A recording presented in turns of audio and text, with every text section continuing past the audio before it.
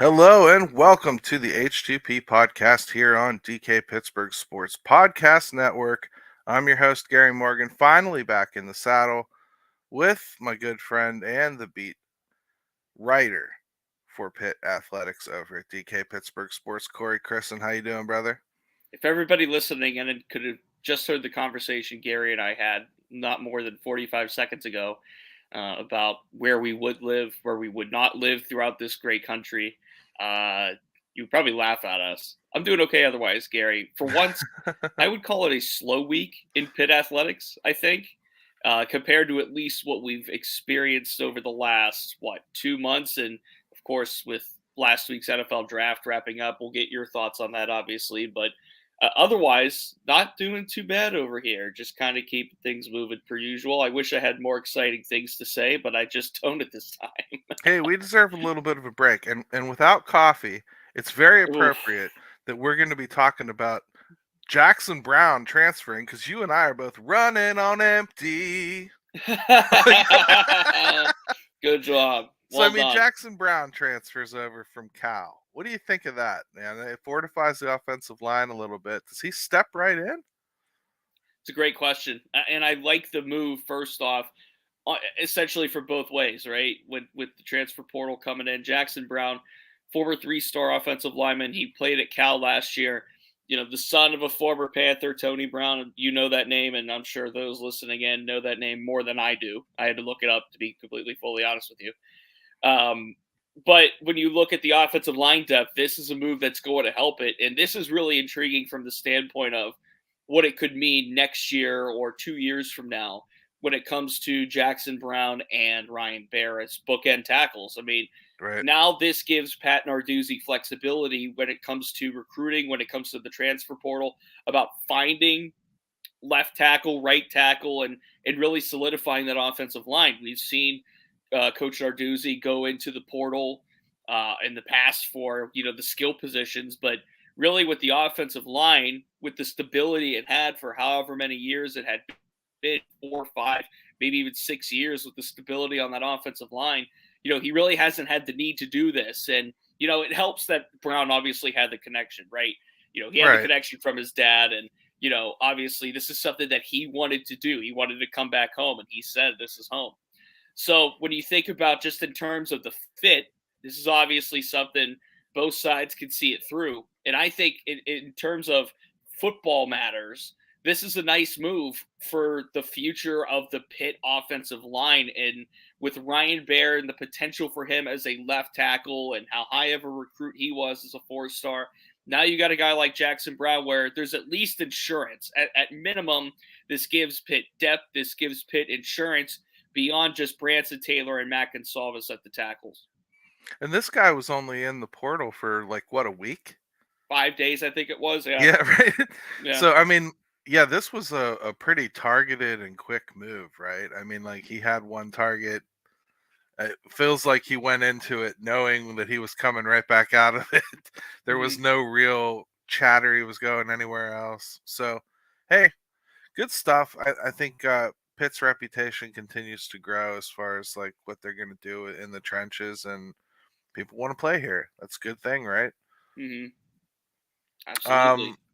we should probably talk a little bit about the draft picks because I know that you got to talk about it a little bit, but I didn't really get to talk too much about it. Anything that surprised you really that besides maybe somebody not getting picked that you thought might? I felt like it was pretty representative of what we've been laying down. Mm-hmm. Most of the people that we talked about kind of went. If there's a surprise to take away from it, it's that Hubba Baldonado didn't get picked. And Yeah. not, I don't want to say it's unfair that he was, I guess, mocked or projected like pretty highly. And now, in comparison to being undrafted, Pitt had 4 undrafted free agents that I'd like to actually get into a little bit more with. Sure. Haba Baldonado, Deslin Alexander, with Tyler Wiltz, going to the Steelers. I think that's a really intriguing move from, his standpoint. And then Jared Wayne signing with Houston as an undrafted free agent. I think there's 4 really interesting names, talking about who didn't get drafted, but When it comes to who did get drafted, here's an interesting angle I want your thoughts on. Sure. I was intrigued that Eric Hallett went ahead of Brandon Hill, solely based on number one, Hill's testing and his athletic ability. He ran the fastest 40 at the combine for a safety. Hallett isn't as big and isn't built like a Brandon Hill. He doesn't hit as hard as a Brandon Hill. But what I think I found interesting about Eric Hallett was he was announced by the Jaguars when he was drafted as a cornerback, not as a Right. safety. And I think there's a clear distinction there. Just like Kalijah Cansey, if you really paid attention, was announced as his defensive end, not a defensive tackle, when he was picked by Tampa Bay. So when it comes to Eric Hallett, when you're drafted in the 7th round, whether it's linebacker, safety, cornerback, you kind of have to cut your teeth as a special teamer. And when you know about Pitt, guys like Servassier Dennis, Eric Hallett, Brandon Hill, they played on special teams at Pitt. They So sure did. the Jaguars obviously found something different in Eric Hallett than in Brandon Hill to select him ahead of Hill. I found that really interesting, though. What about you? I mean, once you get into like the 6th and 7th round, it's so hard to tell because Mm-hmm. it really becomes about like whatever these teams swing a miss on in the first 5 or 6 rounds. Mm-hmm. It's not necessarily who's better at that point, it's who fits what they need more, I think. So I don't read too much into it, but your point about Eric Hallett being called as a corner, I think we kind of thought that might happen with him, because I don't know if he has the NFL size to be a safety, Mm-hmm. but there's something about his quarterbacking skills in the secondary that I thought might translate well. So I actually thought somebody was going to take him as almost like an inside linebacker project. Mm-hmm. Just move him up a little bit.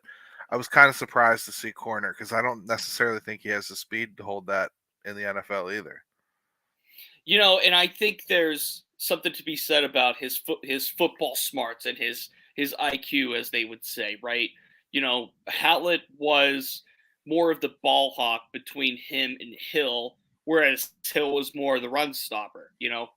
Sure. Eric Hallett was more adept and more skilled and more refined at defending the pass. And again, when it comes to, like you said, with fit and with team and just like teams taking flyers, when you're drafted in the 6th and the 7th round, you're at that point not only looking to fill depth, you're looking for upside. What is Eric Hallett's upside compared to a Brandon Hill? In fairness to Brandon Hill, when you look at the recent track record with a DeMar Hamlin, with a Jordan Whitehead, especially with those two, even in Avonte Maddox, when you want to break it down, Pitt has put not just corners, they've put safeties into the league as of recent, with a lot of draft picks going to play safety at the next level at a really decent level.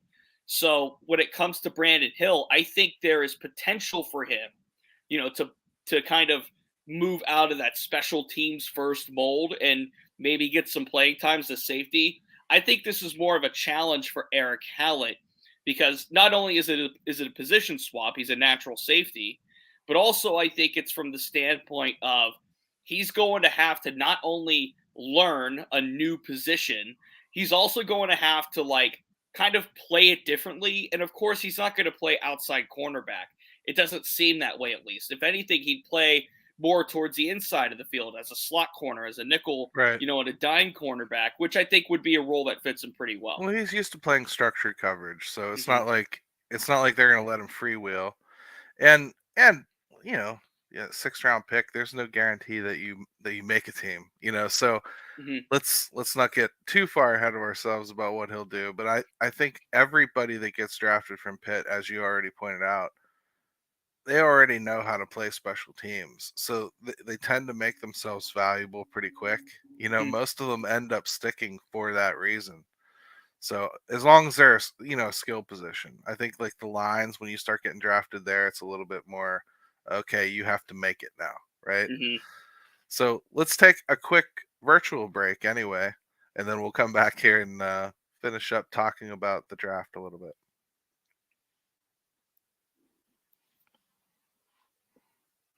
All right, and we're back to the H2P podcast here on DK Pittsburgh Sports Podcast Network. Corey and Gary with you, and we're going to pick up where we left off, talking about the draft a little bit, because you brought up something really interesting to me, Kalijah Cansey being called an edge lineman. I don't know that he's got that in his tool bag.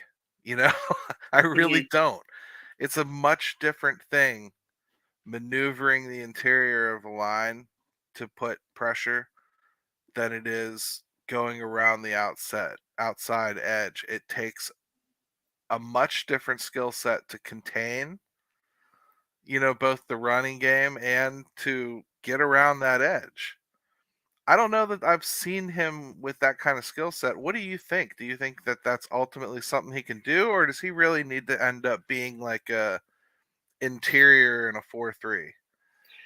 When I saw that he was going to Tampa Bay, I kind of peeked an eyebrow at it because we talked about pre-draft about fits for Kalijah, and we both agreed, and probably still agree, that he would be the best served in a 4-3 defense where he can line up in the interior and be more effective in stopping the pass, which is what he was able to do really well in college, right? He was when you look at the Pro Football Focus grades and you look at the pass rush numbers and you see how many sacks and TFLs and hurries and rushes and all this other stuff that he had, he was amazing at defending Right. the pass, but wasn't amazing. He was good, but he wasn't amazing at stopping the run. So when it comes to being a 3-4 defensive lineman, that interior, you want somebody that's much larger, quite frankly, than Kalijah is to plug up, a gap, maybe even two in some cases, what the Yeah. really good ones do. Now, Kalijah just isn't that. So when the Bucks drafted him, that was the He's not a first, Twinkie oh, he's not a Twinkie or two away from it either. That's what no, he's not. a lot of people want to pretend he can just eat his way into it, but you can't. No, but when the Bucks drafted him, I went, "Oh, okay." And then I heard defensive end. I said, "Oh, okay." So there's clearly a plan that Todd Bowles has, and this is, not far removed from being a Super Bowl defense, right? You know, Right. with Todd Bowles, he clearly has a plan for Kalijah. And one of the things we talked about pre-draft about Kalijah was if he was going to go to a 3-4 scheme, he would have to be a fit within that scheme in some way that's not nose tackle. In the Right. way that I see the personnel around him at Tampa Bay, it's really intriguing with Servassier Dennis going there as well, linebacker.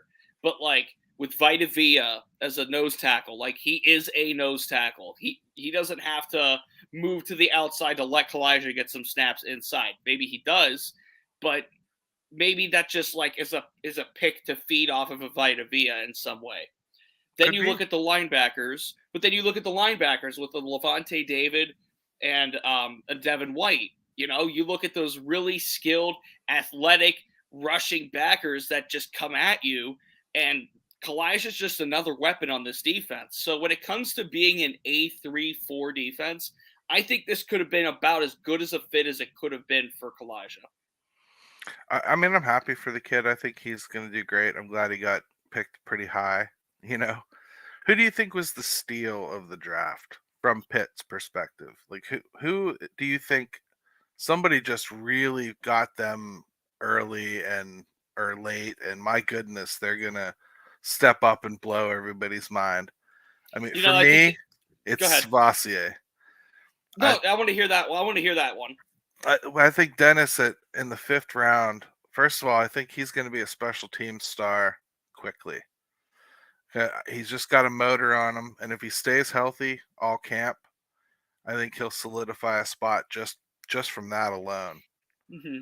I also think that he plays a position that I think the Buccaneers are ultimately going to have to move on from their starter pretty soon. And I could see him starting to eat playing time. So I think he'll probably make himself known this year. Yeah, I think there's potential for him to build in that defense. And he even mentioned in his, you know, post draft press conference, he did a Zoom essentially with reporters in Tampa Bay. He said he studied Levante David and Devin White film. He likes these guys. His dad, I think, was a Bucks fan. He was wearing a Bucks jersey when Servasi was doing his call. So I think that's a good place for him. I think most people here would say what the Jets did in the fourth round, or excuse me, would have been the fourth round? Yeah, it would have been the fourth round with Carter Warren, and then the fifth round with Israel Abanikanda. I was surprised, not that Izzy didn't go in round 4. I was surprised no running backs went in round 4. That's kind of like the time you start day 3 of the draft. That's kind of the time where, you start to see a couple go off the board. None of them went in round 4, and then Izzy gets picked, by the Jets in round 5. And I think the value for the Jets and grabbing a backup running back, not just that he's 20 years old, he was the youngest player in the draft, not just that he is a Brooklyn native and he's coming home to play football. Those are all great. But from a system fit and from looking at who he's backing up standpoint, I think this is a no-brainer fit for Izzy. You get the backup Breece Hall, a guy that in the pre-draft world, in the comparisons world, that's the guy who Izzy was getting compared to, was Breece Hall, because of his speed, because of his burst, because of just his shiftiness in some settings. There is obviously concern with Izzy. I don't want to say concern because he's still 20 and like developing, but like his game just isn't as refined as maybe like a Bijan Robinson, who's obviously an athletically gifted human, Sure. But there's a difference between what Izzy and maybe a Jahmyr Gibbs. There's just a couple of things that Izzy is missing from his toolbox. And the fact that he gets to go to the Jets and be a backup or even a third down back behind a Breece Hall and along with the Michael Carter, he gets to join Carter Warren, which I thought that was interesting too, that Carter Warren was the second Pitt player picked and not Izzy. Carter Warren getting picked on day 3 to start off with getting to be the left tackle that the Jets go for. And, his story in and of itself is incredible as well. But I think Izzy going to the Jets is a long-term investment for that position, for not just the Jets, but I think also for Izzy to kind of settle in, get to work. He doesn't have to feel pressured to start right away. He can return kicks for them if they really need him to. So he's going to be a gadget weapon. He's going to be something for that team. I just don't know what it is, but I think he's like an instant impact, will see the field day 1 type of player.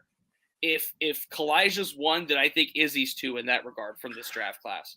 I like Izzy. I think he's a talented player. I'd love to see him do well. The Steelers screwed the Jets into having to take Carter Warren, when they did, because he and Belichick helped the Steelers skip the Jets to take their offensive line choice out Well, that of was a their Belichick hands. move. That was a Yes, it Belichick was. move, according to the streets and the reports on it. Yes, it was. I have a little bit of trepidation every time somebody from Pitt or whatever ends up going to the Jets. I don't trust the Jets to do anything right.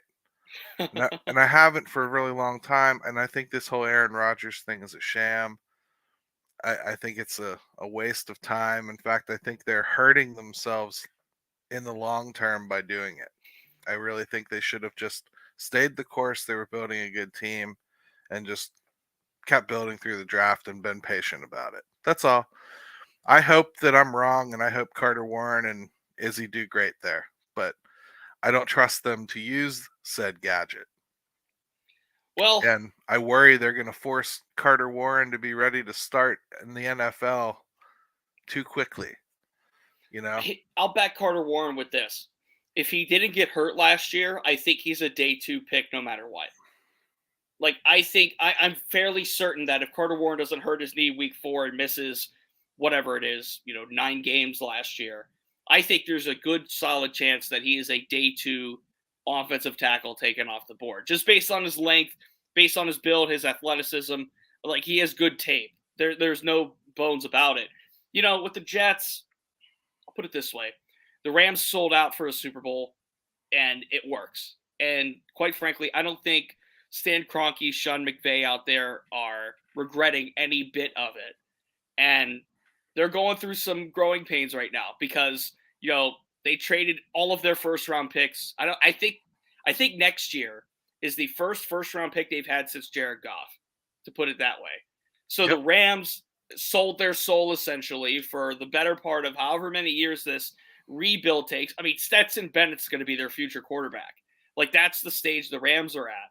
So there are teams that now have seen what the Rams have done in selling out and just going all in, balls to the wall for a Super Bowl. And for the Rams, it worked. So with the Jets, they had a chance to get Aaron Rodgers, the future Hall of Famer. They had a chance to get all these different weapons for him. They have a really good offense now. I think Izzy can be a part of it. I don't know what Carter Warren's staying power, starting power is right away. Just number one, is he healthy enough? Number two, looking at Dwayne Brown at left tackle, he's, I think, 38, 39 years old. So there's a veteran option at left tackle. They had to get younger at the position. So maybe while Carter doesn't play this year, I think next year or maybe even in a couple of years, this could be something that he could work into opposite Mekhi Becton. That's a former first round pick who's battled a lot of injuries in his career with his knees. So there's potential there for Carter Warren to play. It's just a matter of when or how. It's funny because, and we don't need to turn this into an NFL discussion, but No, it's funny, like, because you talk about, you relate the Jets to basically what LA did. And I'm sitting here thinking, yeah, they're still third place in that division. Like, that's valid. I think Dolphins are going to beat them, and I think the Bills are going to beat them. In And I don't fairness, think they have answers for them. though, the Rams weren't exactly like, they were perceived as the best team in the NFC West, but there were thoughts that the 49ers could beat them in a playoff setting. I mean, all it takes is getting hot at the right time and winning in the playoffs, and you might get the right matchup, you might get the wrong matchup. Sure. Look at the Bucks and the Chiefs in the Super Bowl a few years ago, right? I mean, Yeah. everybody in the world would have thought, okay, this is the coronation of Patrick Mahomes going against Tom Brady, passing of the torch, and then the Buccaneers pasted them. Like, you just never know when it comes down to the postseason. All you have to do is get yourself in, and never know what could happen. Maybe Rodgers finds the right combination of mushrooms and darkness, and everything works. I personally don't see it. I don't see it. The ayahuasca plant or whatever the heck Yeah. it is. Yeah. So it's the schedule is out. We know what's happening with Pitt football here, and it starts up in September. So we have a whole summer to stew on this team, right? Oh yeah. What's the off season schedule look like, Corey? Like, when do things start ramping up? And you can just give me generalities. I don't need the actual dates. Mm-hmm. Yeah. So a spring ball wrapped up, right? It's kind of like the end, if you will, because technically speaking, we're a summer. We're getting close. If not, we're in already. I don't know. I don't remember school schedules. I'm removed from that. Summer break, right? So Yeah, they're in players summer are break home. now. Yeah, so players are home. Players are scattered across the country. They're doing their own workouts. So really, the next thing that's on the calendar for Pitt football is fall camp, summer camp. In late August. And when it comes to media day, Pat Narduzzi will be in Charlotte. I'm sure a couple of players will be with him to talk about what work they've done. Phil Dracovic coming in. That's really the next step. Just try to get to fall camp. Stay healthy over the summer. Get your workouts in. Maybe put on. Some people have to put on weight. Some people should lose weight. I'm one of them. But when it comes to like the NCAA and its calendars, once you get to the summer, things really do get quiet because, quite frankly, school's just out of session. So, we're just kind of getting ready for the start of a new school year coming up in the fall, and the spring sports are wrapping up. So, not much going on in the football front really until late July, August, when we get to talk about training camp and everything. Hey, so that's a good place to end, I think, man. Unless you got anything else to add. We should take another break, and I think what we can do, and I think this will be an interesting point of discussion. It'll be a brief discussion. I think we could talk about Pitt basketball in the vacuum of what are the next steps for this team, and can this team replicate what this old team just did? And I say old team by the fact of the NCAA tournament team. We'll explain that. Let's take a break. I'll throw it to break this time. Sounds good. We'll be back for a third segment right here on the H2P podcast.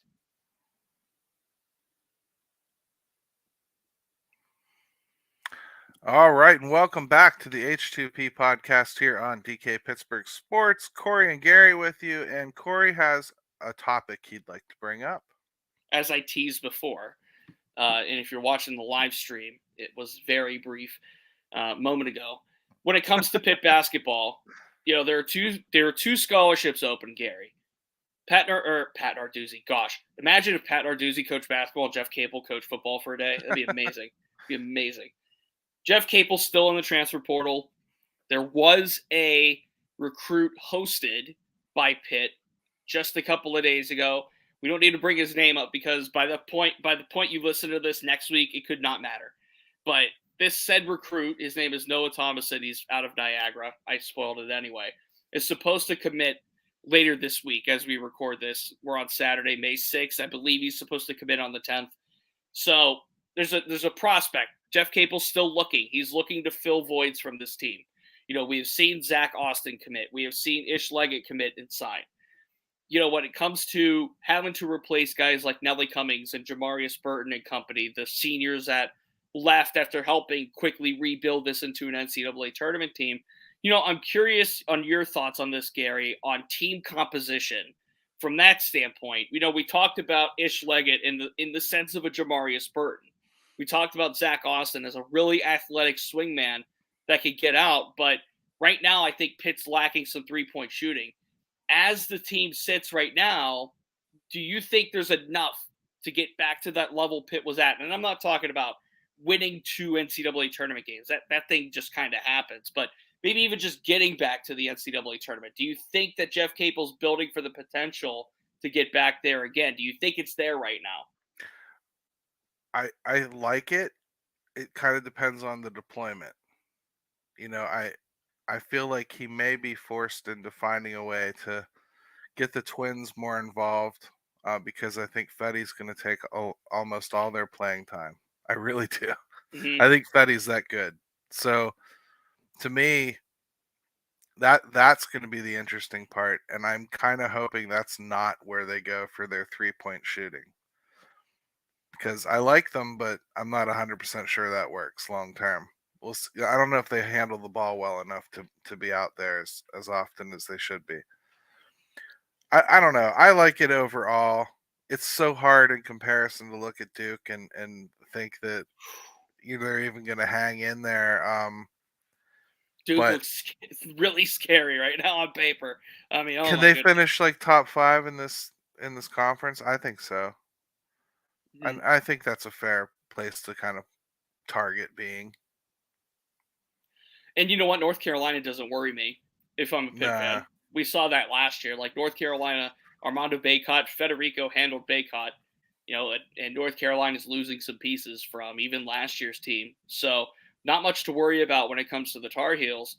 When I think of what Jeff Capel needs in terms of just like a missing link for this next team, I think he needs another 3-point shooter. And I think that's like the one thing that should come off the list this summer, one way or another. Whether it's getting, a high end, like dynamite, punch you in the mouth recruit, or even if it's just a depth option and someone that is just a 3-point specialist. Like, I think somebody else, and I think that's the key word, somebody else that needs to, fire a 3 every here and then, or help Blake Hinson out, or help spread the floor. I don't mind the Diaz Graham twins, the 3 as Grahams, if you will. But I don't need to see it more than twice, 3 times, 4 times a game at the max. Maybe they develop over the summer. There's Sure. still a whole off season of development. I was just curious about your thoughts on the current standing of the roster and maybe what you think, what else Jeff Capel would need to go in for. I'd like somebody else that can handle the ball like a point.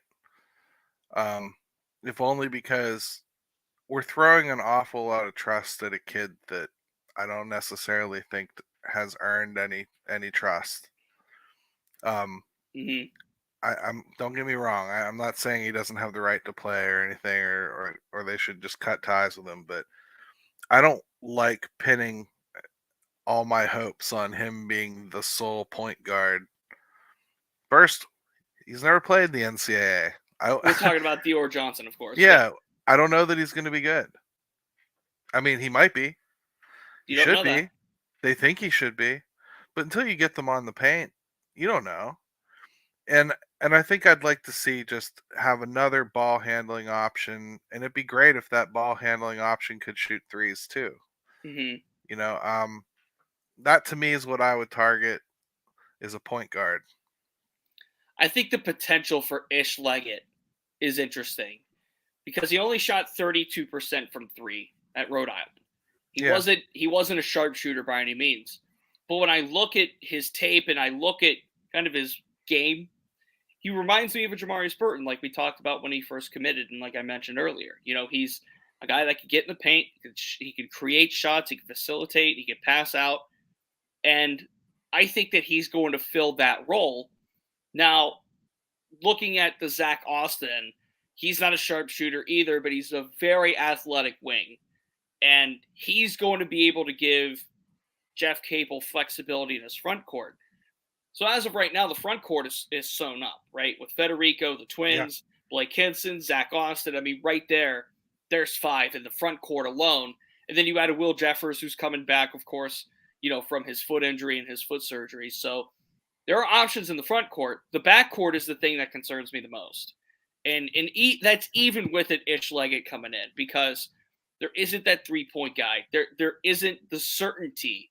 When you brought Nelly Cummings in, you being Jeff Capel, when he brings Nelly Cummings in, he's bringing a proven player at some level, right? In sure. Yeah, college right. basketball, Colgate, he played really well for an NCAA tournament team at Colgate, and you knew what you were getting with the Nelly Cummings. You are correct in your assessment about Dior Johnson. We know how fantastic he was as a high school player, but what does he bring to the table as far as a college basketball player? What does he translate as a college basketball player? Now, let's not forget Jalen Lowe, Carlton Carrington, Marlon Barnes, the three freshmen that are coming in. I think Carrington and Lowe are envisioning by this point as key major pieces as true freshmen in that backcourt. And I wouldn't rule out by this point. I wouldn't rule out. Now I think Leggett starts at the two, but I wouldn't rule out that Jalen Lowe gets more playing time than you would probably imagine. Just thinking about in terms of a lineup with him and Dior in it at the same time. Yeah, anything's possible like that, Corey. I think for me, I feel like the way that they want to run this offense, that point guard needs to be a mature person. And they at least need to have a mature option to go to. That's why I specifically say via the portal is how I would try to fill that, because I want somebody that's done it before. Ish might be that guy. Mm-hmm. But from what I saw, and it was brief, I didn't think he handled the ball well enough to be a true point guard. That said, I'd have said the same thing about Jamarius Burton, Mm-hmm. last year. So, and I certainly trusted him to handle the ball. So, I don't know. I'm just saying I have a little bit of a wishy-washy feeling just because I don't know what to expect from Dior. Mm-hmm. And I haven't seen him play, and I think I'd really like to see a little bit of that before I kind of feel good about it. But all in all, I think the composition's there that they could probably finish top third of that league, and I think that's certainly better than where Pitt has looked like they were going to land in the past, right? Mm-hmm. At least in the Jeff Capel era, it's a good feeling to have going into the offseason, and hopefully, they're just a piece or two away from that, Gary. Hey, for not having much to talk about this week, we found a way to talk about quite a bit for a half hour. So Hey, that's the way it is, man. good stuff this week, Gary. Yep. Hey, that's how you end the show. H2P.